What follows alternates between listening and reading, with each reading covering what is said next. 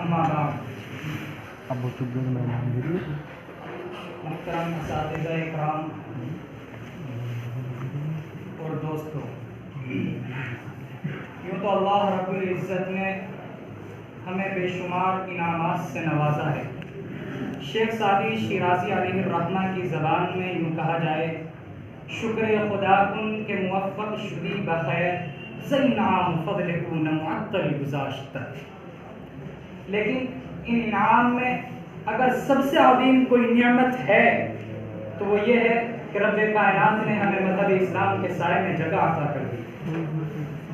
اس نعمت کی عظمت کا اندازہ اگر لگانا ہے تو جاؤ ان بھولے بھٹکے ہوئے لوگوں سے پوچھو جو ظلمت کی زندگی گزار رہے تھے، جو تاریکی میں مبتلا تھے، پھر اسلام کا نور ان کو حاصل ہوا، جو شرک کی گندگی سے آلود تھے پھر اسلام کی خوشبو سے معطر ہوئے۔ ایسے لوگوں سے جا کر پوچھو، لیکن یہ لوگ بہت قلیل مقدار میں ملیں گے۔ اور آج بھی دنیا کی اکثریت جھلستی ہوئی آگ کی طرف برق رفتاری سے دوڑ رہی ہے، کیونکہ ہم نے حسن و جمال سے آراستہ اسلام ان کے سامنے پیش نہیں کیا۔ نتیجہ یہ ہوا کہ آج بھی دنیا جہنم کی طرف تیز رفتاری سے دوڑ رہی ہے۔ اس لیے میرے دوستو، ضرورت اس بات کی ہے کہ ہم ان کے سامنے اسلام کو پیش کریں۔ اور یہ اتنا ہی اہمیت کا حامل ہے کہ ایک شخص اگر آگ میں جل رہا ہو، ہماری آنکھیں دیکھ رہی ہوں، انسانیت کے ناطے پھر اس بات کی تمنا کر رہا ہو، اے کاش میں اس کو بچا سکتا، اے کاش میں اس کو آگ سے نکال سکتا، جبکہ ہمیں معلوم ہے دنیاوی وجود جل کر راکھ ہو جائے گا،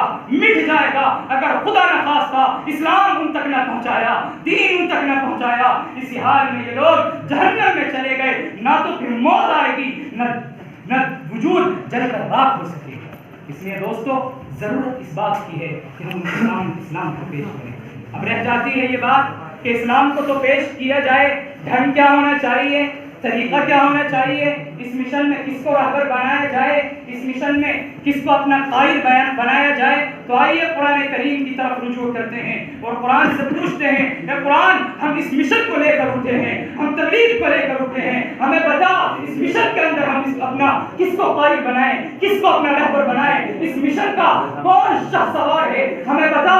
قرآن کریم صلاح لگاتا ہے، لقد کان لکم فی رسول اللہ اسوۃ حسنہ۔ وہ لوگوں جاؤ اس نبی کی کتاب کو کھولو، اس نبی کی کتاب کو اٹھاؤ، پلٹو اس کے ورق کو، الٹو اس کے صفحات کو، اور دیکھو کہ اس نبی نے جو اس مشن کو لے کر آیا تھا، جس نے ساری زندگی امت کے لیے اپنی نیندوں کو قربان کر دیا، اپنے دل کے آرام کو قربان کر دیا، جس نے پتھر کھائے تھے، اس کو دیکھو اس نے تبلیغ کیسے کی تھی۔ ہم نے حضور کی زندگی کو دیکھا، آپ کی کتاب کو کھولا، آپ کے دو صفحوں پر آپ کے دو پہلو ملے۔ ایک پہلو حضور نے عمل کے ذریعے تبلیغ کی، دوسرا پہلو حضور نے قول کے ذریعے تبلیغ کی۔ ہم نے عملی زندگی کو دیکھا، تو آؤ عملی زندگی کے بارے میں مکہ کی گلیوں سے پوچھتے ہیں، صحن کعبہ سے پوچھتے ہیں، اے صحن کعبہ بتا تو صحیح میرے نبی نے تبلیغ کیسے کی تھی، کس طرح سے دعوت کو عام کیا تھا، اسلام کو کیسے پہنچایا تھا۔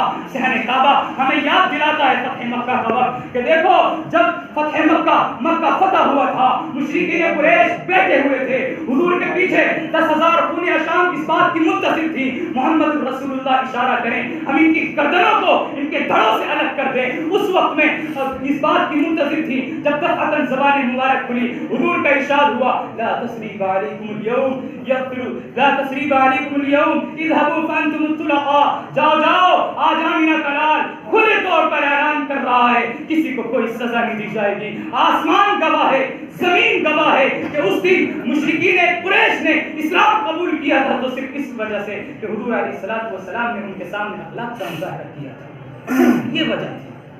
اور ہمیں وہ بھی یاد ہے کہ جب حضور علیہ الصلوۃ والسلام کھڑے تھے، ابو جہل گزر رہا ہے، آپ کو گالیاں دیتا ہے، آپ کی شان میں گستاخی کرتا ہے، اسلام کو برا بھلا کہتا ہے، حضور ساکت رہتے ہیں۔ آپ کے چچا آتے ہیں، حضرت حمزہ کو معلوم ہوتا ہے، دارالندوہ پہنچتے ہیں، فوراً جا کر دارالندوہ میں جا کر کمان ابو جہل کے سر میں مارتے ہیں، اس کو للکارتے ہیں، حضور کے پاس آ کر کہتے ہیں، اے میرے بھتیجے اپنا کلیجہ ٹھنڈا کر لے، اپنے کلیجے کو سکون دے لے، آج میں نے تیرا انتقام لے لیا۔ میرے نبی نے جو الفاظ کہے ہیں تاریخ نے ان کو بھی رقم کیا ہے۔ محمد رسول اللہ نے کہا، چچا جان میرا دل کا کلیجہ اس انتقام سے ٹھنڈا نہیں ہوگا، میرے دل کا کلیجہ اس سے ٹھنڈا ہوگا کہ آپ اسلام قبول کریں۔ چنانچہ حضرت حمزہ نے اسلام قبول کر لیا۔ لوگوں، حضور نے جانی دشمنوں کو، اسلام کے دشمنوں کو، خون کے پیاسوں کو معاف کر کے اور ابو جہل کی گستاخی پر ساکت رہ کر اعلان کر دیا، اور محمد کے غلاموں اگر تبلیغ کرنا چاہتے ہو اپنا وجود ایسا بناؤ، تمہاری زبانیں اسلام کی تبلیغ بعد میں کریں، تمہارا وجود اسلام کی تبلیغ پہلے کر چکا، ایسا وجود بناؤ۔ یہ تھا حضور کی عملی زندگی کا پہلو۔ ہم نے دوسرا پہلو دیکھا جو حضور علیہ السلام نے قول کے ذریعے تبلیغ کی، اس کو قرآن کریم نے خود ان الفاظ میں بیان کیا، ادعو الی سبیل ربک بالحکمۃ والموعظۃ الحسنۃ وجادلہم باللتی ہی احسن، کہ نبی جائیے اسلام کی دعوت دیجئے۔ اس نے اسلوب اور اچھے انداز کے ساتھ، اچھی نصیحت کے ساتھ، اسلام نے، قرآن نے اس کو صاف اور واضح الفاظ میں بیان کر دیا، اور ساتھ ساتھ یہ بھی اشارہ کر دیا کہ اگر تم لوگ جاؤ گے اسلام کی تبلیغ کرنے کے لیے، تین طرح کے تمہیں لوگ ملیں گے۔ کچھ وہ بھی ہوں گے کہ جو جاہل اور ناخواندہ ہوں گے، کچھ لوگ ایسے بھی ہوں گے جو تعلیم یافتہ ہوں گے، کچھ لوگ تمہیں اس راہ کے اندر ایسے بھی ملیں گے جو تم سے بحث کریں گے، تم سے مناظرہ کریں گے۔ ان تمام لوگوں گھبرانا نہیں، ارادے جن کے پختہ ہو، یقین جن کا خدا پہ ہو، فلا تم خیف طوفان سے، وہ گھبرایا نہیں کرتے۔ ہر گھاٹی سے گزرنے کی راہ ہم نے تمہیں دکھلا دی ہے۔ اگر پہلی قسم کے لوگ ملے، جاہل اور ناخواندہ ہو، بالحکمہ، تو حکمت کے ساتھ، اچھے دانش مندی کے ساتھ ان کو اسلام تک پہنچانا، ان کے پاس اسلام پہنچانا۔ اور اگر دوسرے قسم کے لوگ ہوں، والموعظۃ الحسنہ، اچھے انداز کے ساتھ، اچھے اسلوب کے ساتھ، اچھی نصیحت کے ساتھ اسلام کو پہنچانا۔ اور اگر بحث و مباحثہ کریں، ایسے لوگ تمہیں ملیں گے، گھبرانا نہیں، ہم نے ہر راہ سے، ہر گھاٹی سے نکلنے کی تمہیں راہ مہیا کر دی ہے۔ ایسے لوگوں سے وجادلہم باللتی ہی احسن، ایسے لوگوں سے اسلام کی عفت اور پاک دامنی کو ثابت کرنے کے لیے مناظرہ۔